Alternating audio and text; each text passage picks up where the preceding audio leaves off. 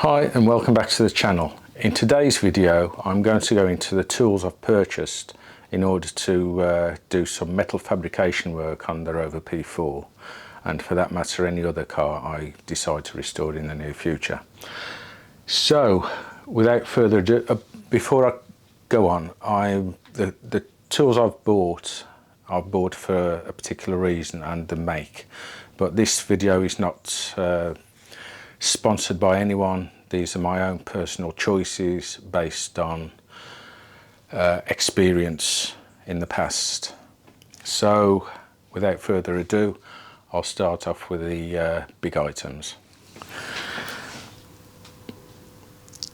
Now this is the first piece of kit I purchased, which is a Clark Weld MIG 135 TE. I suppose that stands for turbo. And it's air cooled, and it keeps everything nice and cool. The reason I purchased this particular welder over and above any others is that it is very good value for money, and I actually used a Clark welder many years ago, 35 years ago now, on a trial Spitfire I mentioned in the last video that I actually restored. And that really proved good value, and it did the job that was asked of it. I did plug welds, seam welds and all sorts, and it proved, you know, as I said, good at what it did and good value for money.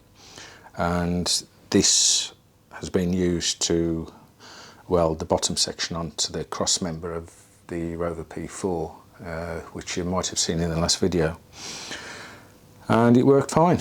So I've got no complaints so far with this piece of kit. The only thing I would do is to upgrade the very small gas bottles that you can buy from Machine Mart to supply the gas. Now I'll probably get a larger gas cylinder, and you have to adapt it to make it supply the gas. So that's what I'll be doing in a short while, and I'll probably cover that in another video, to be honest. But anyway, that's what I'm using to do all the welding work.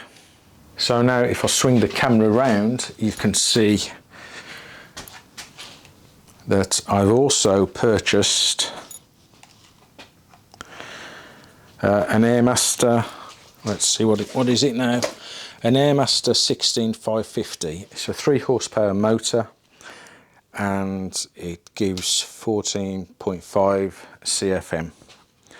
And to be honest, it's proving to be quite a nice little unit. It's loud. Yes, it's loud. It's got 2 motors. It's 50 litres on the in the tank. I did have a previous, this is again Clark, I did have a 25 litre compressor, and that gave very good service. In fact, after using it for the trial Spitfire that I mentioned earlier, it actually spent 10 years providing almost daily use, and it only quit after about 10 years of use. So, you know, that is a testament to how good that particular unit was. Yet to be seen if this stands up to it, but I've no reason to think that it won't. The only thing that I can see is that this could be, and these filters here could be liable to be knocked off, and I believe that some people have actually done that. So it's just a matter of being careful with it and keeping it in one spot and using the air hose. So the next bit of kit I've always wanted for the garage and haven't bought up until now, and I've probably used this the most, to be honest, and that is, oops, let's just zoom out a little bit. It is a vacuum cleaner. This is a wet and dry, and it's a suck and blow, and it is a VacMaster unit. It's 20 litres tank, and yeah, it does what it says on the tin. It gets rid of all your dust and mess, and as I say, I've used it regularly since I got it, probably about 3 or 4 weeks ago. And one thing I do like is a tidy garage if I can manage it. So yeah, those are the main 3 items I've purchased to do the bulk of the work. But of course you need other smaller tools, and that's what we'll get on to now. Okay, let's have a look at some of the other tools that I've had to purchase. Okay, let's look at some of the other tools I've purchased. Now, before I get into those tools, I must say that I've purchased other tools from this particular company, which is Milwaukee, and this is a 3/8 angled ratchet. And also I've got a Milwaukee impact driver there, against 3/8. So I've got these are M12, so I've got a few tools that are M12, and the one that I did purchase, which I've found very useful, I'll put my specs on, is a finger grinder. Now, I've already used this to get into some tight places on the chassis, so I can clean all the rust off and get them nice and clean, so that I'll be able to paint them without worrying about residual rust or having to treat it.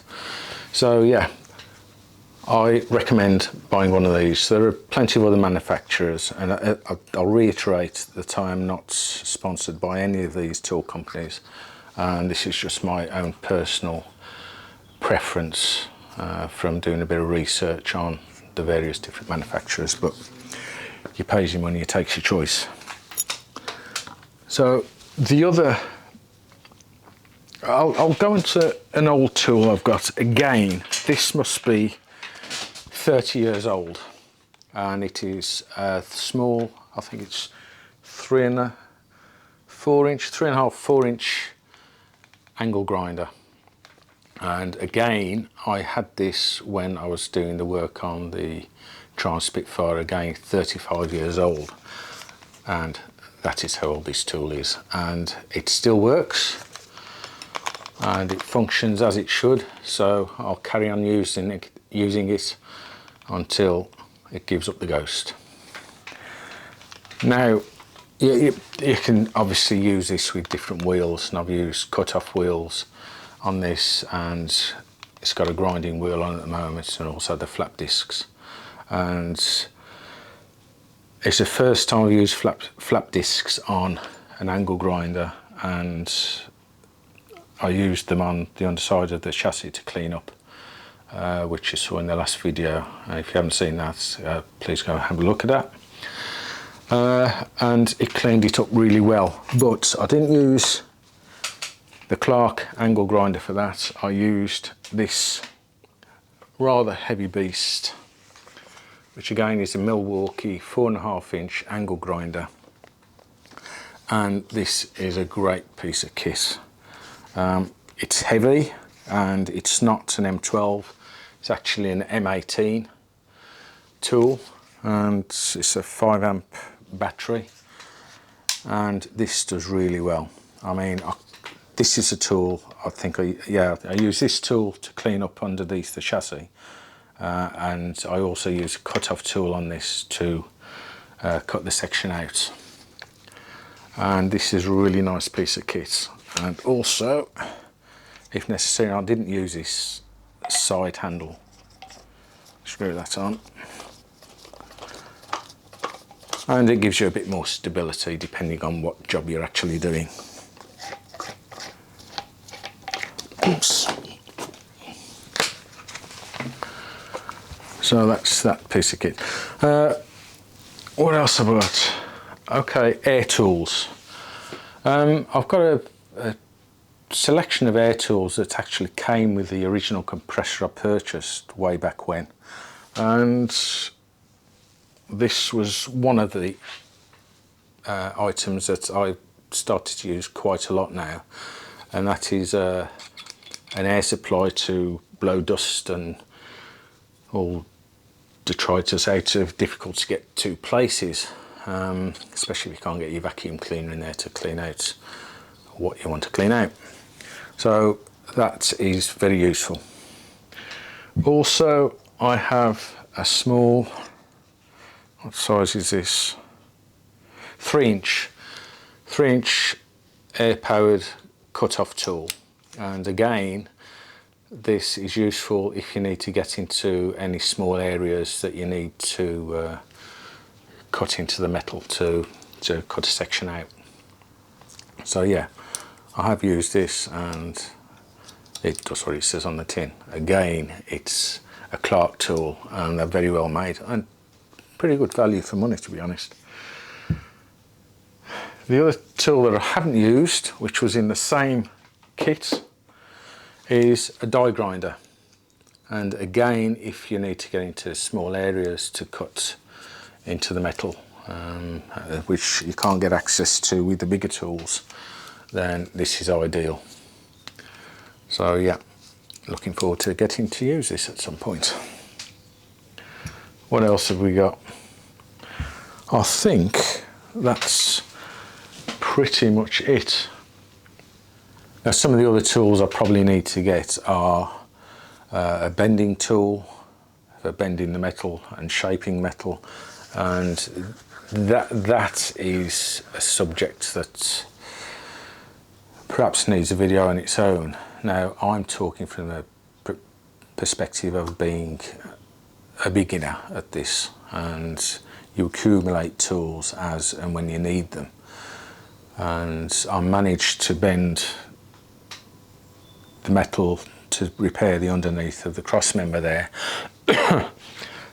But the jobs that I've got coming up probably don't necessarily need a tool to bend the sheets of metal to the right profiles, apart from the one which are the brackets to support the bumper irons. I've got a cheap Amazon welding helmet, which is pretty good. I mean, it's cheap as chips, probably the cheapest I could buy, but it seems to be doing its job. And also, again from Amazon, is a face guard to protect you when you're grinding the metal away.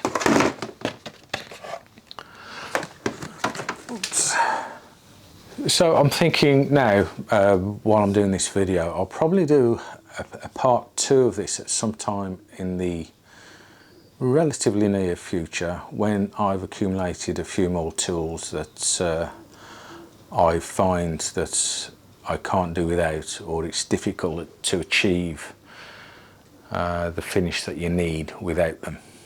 So yeah, look forward to part 2 of this tool.